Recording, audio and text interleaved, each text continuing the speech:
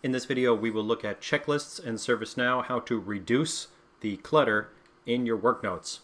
So I'm here in an incident in a PDI, and I have a checklist, and every time I click on the checklist item, if I go over to the notes, every time I check or uncheck it, I get a work note with this information about it being checked off and unchecked.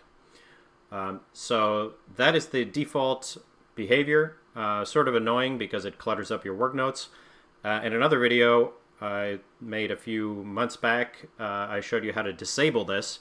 In today's video, we're going to look at how to change this from a work note to another field that can be then filtered or can be selected in the filter activity. So let's go take a look at let's go over to here, and this is the blog post on doing this, so we'll just follow this procedure. First thing we do is create a custom field called unchecked note on the task table. So go back here, and we'll go to the, let's see, I think we can do this from here.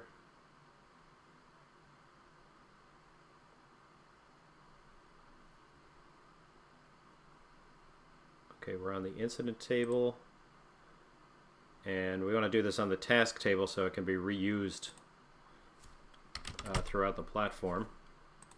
Let's see, it's not going to let me do that there, so let's do it over here.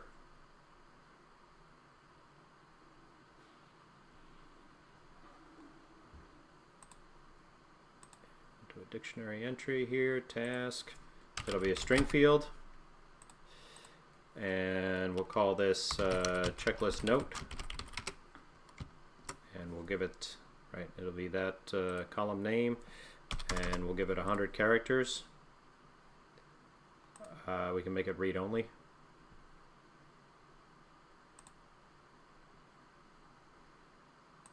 Okay, now we go into the business rule, add work note for checklist item CRUD, and we disable that.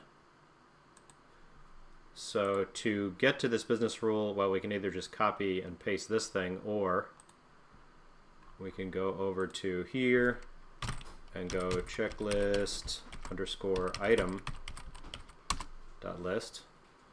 Right, this brings us to the checklist item table, and then we'll go in here and find the business rules on this table. So this is the out of the box business rule, add work note for checklist item CRUD. And in another video, we just disabled this, and that was a way to just turn those off.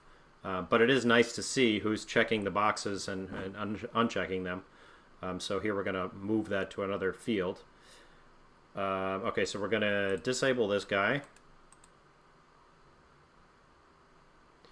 Now we're going to change the name a little bit. We'll call this add checklist note. Kind of running out of characters here. How about that? Checklist note for checklist item CRUD, and we'll do an insert and stay.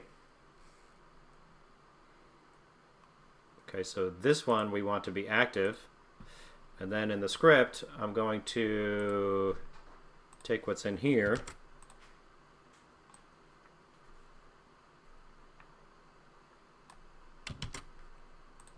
and paste it over here. And let's just take a look at what's going on here. So currently we're going through the, we're finding what's right for inserting or deleting or updating, and we put all this together, and down here we write to the work notes. Right, so this copy paste is going to, it's basically the same thing, just changed slightly. I think the only part that's changed is down here. So instead of writing to the work note field, we write to the checklist note field. And then after we write to that field, we go and we go into stealth mode with workflow false and auto sys field false, and we just delete from that field. And I'll show you why in a second. That's so when we're looking at it in the activity, we don't see the old value when it was checked or unchecked. Okay, so that's good. That's enabled, so we'll save that. Okay, now let's see if we can...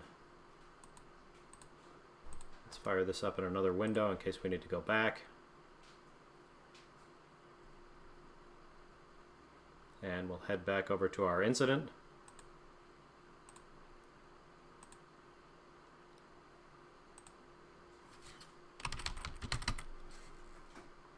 Over here. And we'll go into a new incident so we don't have the work notes all cluttered up here. Checklist, so we'll do a new checklist.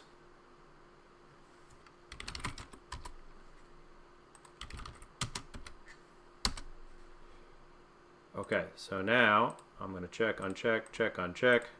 We go to the notes and nothing here. Just a quick note. So this checklist created, this is another business rule that does this, and this is on the actually on the checklist table. So if you want to modify that, you can look at that business rule in the checklist table.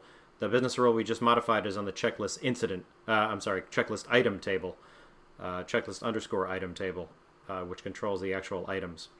Okay, so nothing in the work notes now. That's good. Now we want to add that field that we set up. So that's called checklist.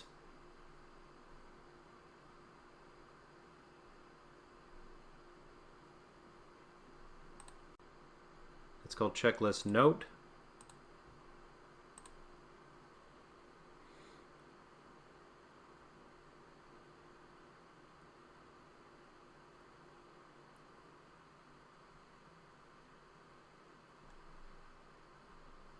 And now we can see that in here. Checklist item unchecked, test 1, checked off, test 1, etc. And what's nice about this is, so what I mentioned before, how we have to go and delete the value, because if we don't do that, then you get the old value in here. So it would say like checklist item unchecked, test 1, was checklist item checked, test 1, or whatever the last thing we did. So in order to avoid that, we have to go and delete.